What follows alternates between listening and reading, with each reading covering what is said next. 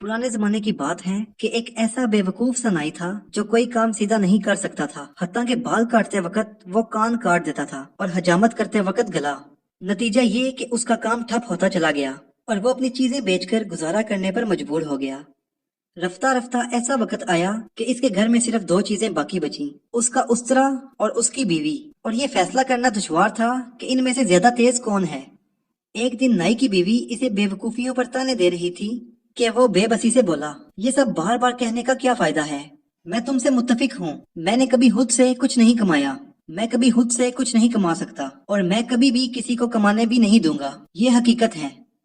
अगर तुम काम नहीं कर सकते तो भीख मांगो।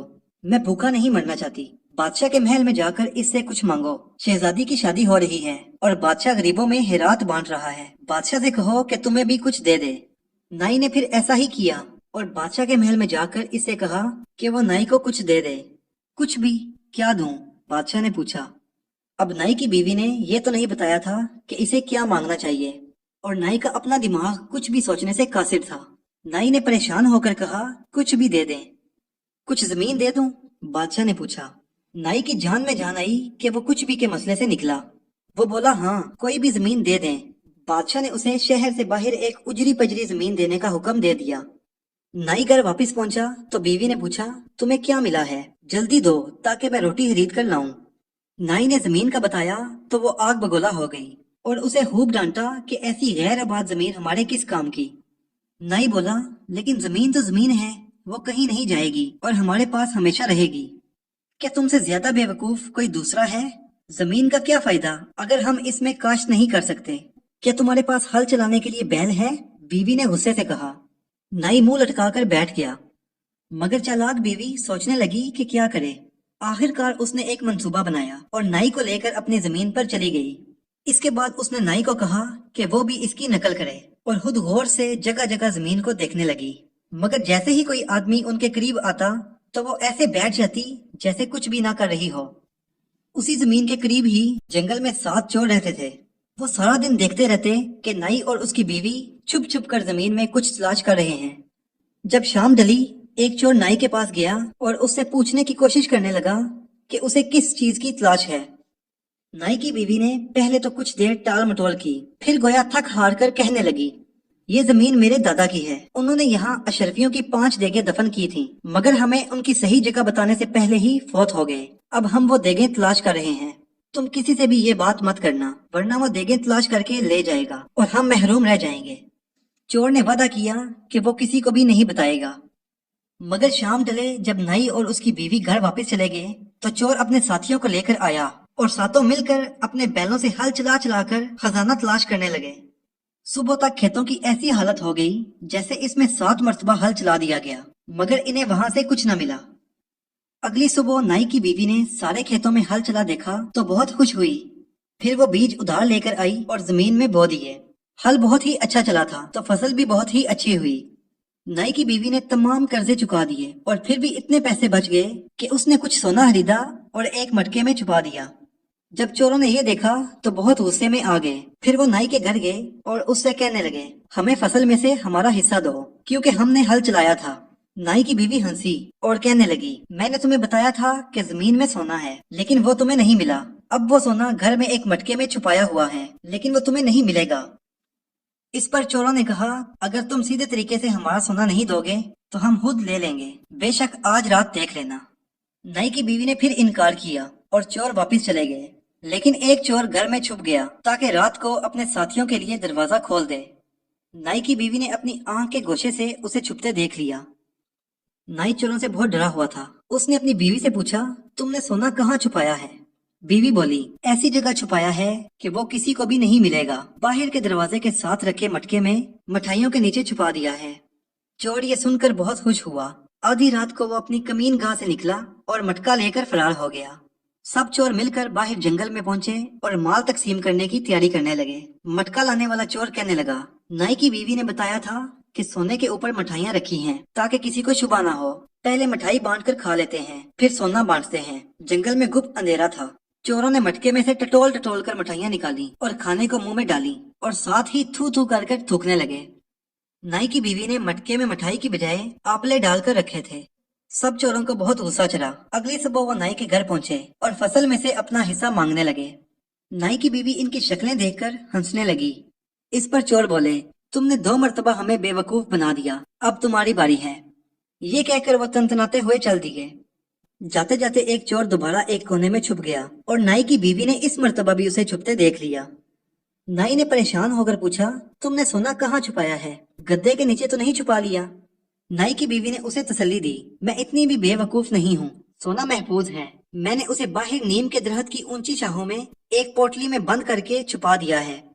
चोर ये सुनकर बहुत खुश हुआ।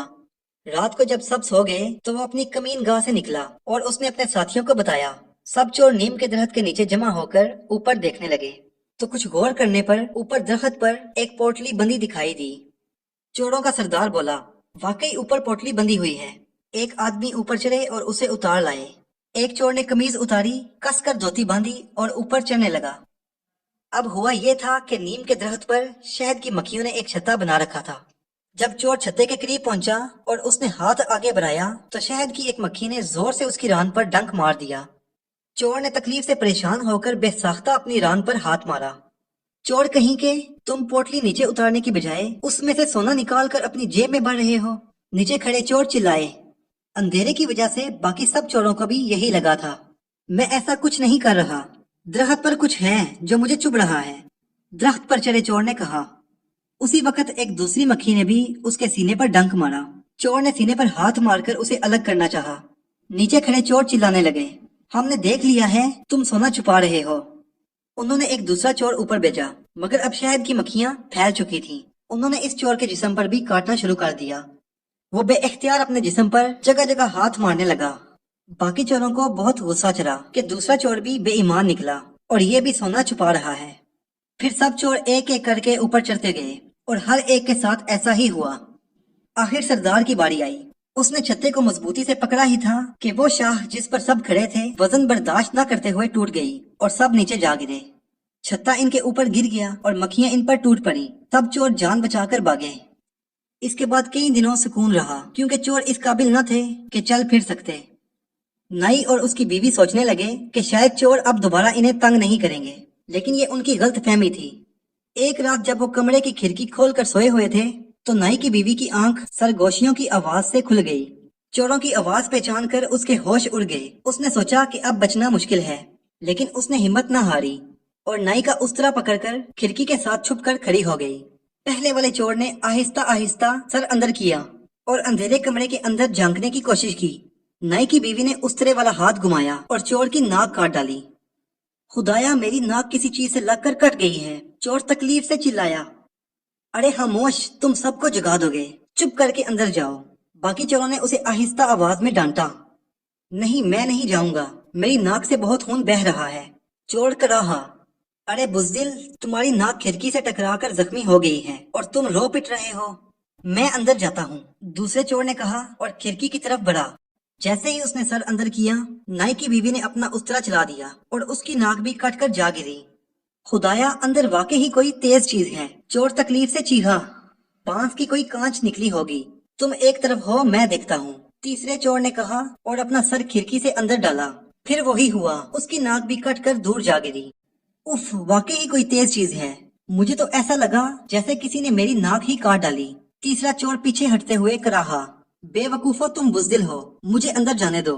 चौथे चोर ने खिड़की में सर डाला और नाक कटवा बैठा। फिर पांचवें और छठे चोर के साथ भी ऐसा ही हुआ और सरदार की बारी आ गई। साथियों, तुम सब जख्मी हो गए हो, एक आदमी को ठीक रहना चाहिए ताकि वो सब जख्मियों की हिफाजत और तीमारदारी करे। किसी अगली रात वापस आते हैं, सरदार ने कहा। सब चोर वापस पलट गए। नाई की बीवी ने चिराग जलाया और तमाम चोरों की नाकें एक डब्बी में जमा कर ली।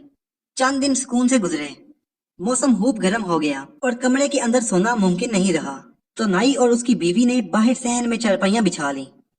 फिर चोर चंद दिन बाद वापस आए। उन्होंने सोचा कि सोना जरूर नाई की बीवी के पास है, तो इसे ही उठाकर ले जाते हैं। वो दबे कदमों आगे बढ़े और उसकी चारपाई अपने कंधों पर उठाकर जंगल में अपने ठिकाने की तरफ चल पड़े। कुछ देर बाद नाई की बीवी की आंख चिकोले खाने से खुल गई और ये जानकर दक रह गई कि चोर उसकी चारपाई उठाकर जंगल की तरफ जा रहे हैं। वो सोचने लगी कि अब मैं कैसे बचूं। कुछ देर बाद चोर थक गए। वो एक घने बरगद के नीचे रुके और मशवरा करने लगे कि कुछ देर यहाँ रुकते हैं और चारपाई नीचे रखकर कमर सीधी कर लेते हैं। नाई की बीवी ने मौका गनीमत जाना। उसने तकियों के ऊपर चादर ऐसे डाली कि लगता था कि वो बिस्तर पर ही लेटी है, और फिर बरगद की एक लटकती जटा को पकड़कर ऊपर चढ़ गई और शाहों में छुप गई। चोरों ने चारपाई कंधों से उतारकर नीचे जमीन पर रख दी और फैसला करने लगे कि पहरे की पहली बारी किसकी होगी। सरदार के नाम का कूड़ा निकला, क्योंकि बाकी सब अभी तक नाक के जख्मों की वजह से तकलीफ में थे। फिर सब चोर सो गए और सरदार पहरे पर खड़ा हो गया। नाई की बीवी को अचानक एक ख्याल सूझा। उसने अपना सफेद दुपट्टा चेहरे और सर के गिर्द लपेटा और आहिस्ता आवाज में मोहब्बत भरे गाने गाने लगी। चोरों के सरदार ने ऊपर देखा तो उसे चांदनी में एक खूबसूरत औरत दरख्त पर बैठी दिखाई दी। उसने सोचा कि ये जरूर दरख्त की परी है जो मुझ जैसे हसीन शख्स पर आशिक हो गई है। उसने अपनी मूछों को ताव दिया और पूछा, कौन हो तुम? हसीना, नीचे जमीन पर उतरो, मुझसे खौफ मत खाओ। परी ने जवाब नहीं दिया और आशिकाना गाने धीमे सुरों में गाती रही। सरदार ने ये देखा तो खुद दरख्त पर चढ़ने लगा। जब वो परी के करीब पहुंचा तो परी ने एक सर्द आह भरी और मुंह दूसरी तरफ फेर लिया। इतना उदास होने की क्या बात है ए परी? सरदार ने बेताब होकर पूछा। नाई की बीवी ने उदास लहजे में कहा, मुझे लगता है कि तुम एक हरजाई हो और मुझसे मोहब्बत नहीं करते। लंबी नाक वाले मर्द हमेशा हरजाई ही होते हैं। सरदार ने उसे अपनी वफा का यकीन दिलाने की बहुत कोशिश की, मगर वो ना मानी। आखिर नाई की बीवी ने कहा, ऐसा करो कि अपनी जुबान को लंबा सा बाहर निकालो, मैं इसे छू कर जान लूंगी कि ये जुबान सच बोलती है या झूठ। चोरों के सरदार ने खुश होकर अपनी जुबान खूब बाहर निकाली। परी इसके करीब आई और उस तरह से उसकी जुबान को काट कर 2 टुकड़े कर दिया। चोरों की नाक काटने के बाद नाई की बीवी ने उस तरह अपने पास ही रख लिया था। अब सरदार तकलीफ की शिद्दत से जोर से चीखा और दरख्त से नीचे जा गिरा। क्या हुआ, क्या हुआ? दूसरे चोर जाग गए। सरदार ने ऊपर दरख्त की तरफ इशारा करते हुए कहा, लेकिन बोल ना सका। वो जुबान कटने की वजह से बोलने से कासर हो चुका था। लगता है सरदार पर जादू हो गया है, दरख्त पर जरूर कोई आसेब है। चोर घबरा कर बोले। उसी वक्त नाई की बीवी ने अपनी सफेद चादर लहरानी शुरू कर दी और मुंह से खौफनाक आवाजें निकालने लगी। चोरों की खौफ से जान निकल गई। उन्होंने बदखवास होकर अपने सरदार को कंधों पर उठाया और अपने घर की तरफ भागने लगे। वो दूर निकल गए तो नाई की बीवी ने भी अपनी चारपाई सर पर उठाई और अपने घर की तरफ वापस चल पड़ी। सरदार की जुबान का जख्म कुछ ठीक हुआ तो उसने मुश्किल से बताया कि उसके साथ क्या हुआ था। चोर अब अपनी नाकें और जुबान कटवाकर इस नतीजे पर पहुंच चुके थे कि नाई की चालाक बीवी से मुकाबला करना उनके बस की बात नहीं है। फिर वो बादशाह के पास चले गए और उससे इंसाफ तलब करने लगे कि वो नाई से उन्हें उनकी मेहनत का मुआवजा दिलवा दे। लेकिन नाई की चालाक बीवी ने भी अपना मुकदमा पेश कर दिया और सबूत के तौर पर चोरों की नाकें पेश की। जब बादशाह ने चोरों की नाकें देखी और सारा किस्सा सुना तो उसने चोरों को जेल में डाल दिया और नाई को अपना वजीर आजम बना दिया। बादशाह ने कहा कि जब तक इस नाई के सर पर इसकी अक्लमंद बीवी का साया सलामत है, ये कोई अहमकाना काम नहीं कर सकता और हमें इसकी बीवी का साथ होते हुए इससे बेहतर वजीर नहीं मिलेगा। इस तरह नाई की बीवी की अक्लमंदी की वजह से उनकी चोरों से भी जान छूट गई और उनके हालात भी बेहतर हो गए।